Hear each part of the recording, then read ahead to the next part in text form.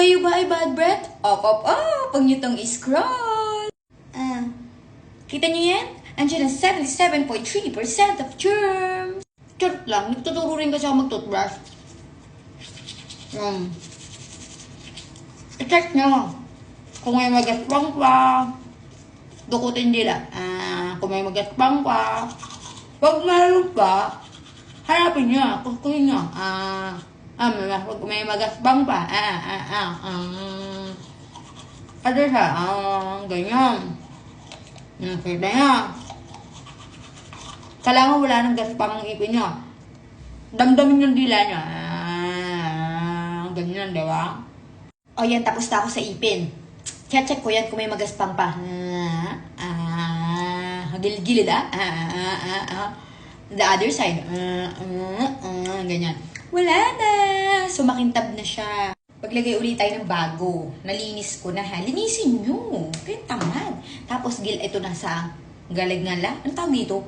Gilagid yung tita.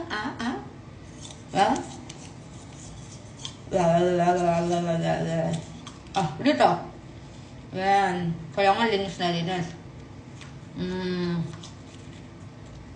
Pero ginagawa, kung di ako nagpa-wadret kahit gumising ako sa umaga, hindi talaga.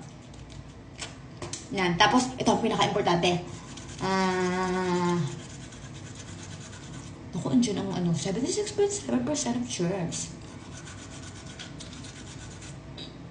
Inanlawan ko ulit, isa pa ulit. Ganun ako eh. Basta ganun ako. Pero wala naman akong bad breath pag gising. Effective. Pero nag-flush muna ako bago ako nag-toothbrush. Dahil talaga, kapag nanising ako, tapos dito. Dito. Ganyan. Pinaka-importante yung dila. Kailangan wala na puti-puti yan. Check nyo kung wala na. Pag meron pa, ulitin mo lang. Base lang to sa akin, ha? Hindi kasi ako nagbabad breath. Pag bagong gising, kahit bagong gising. After check ko yan.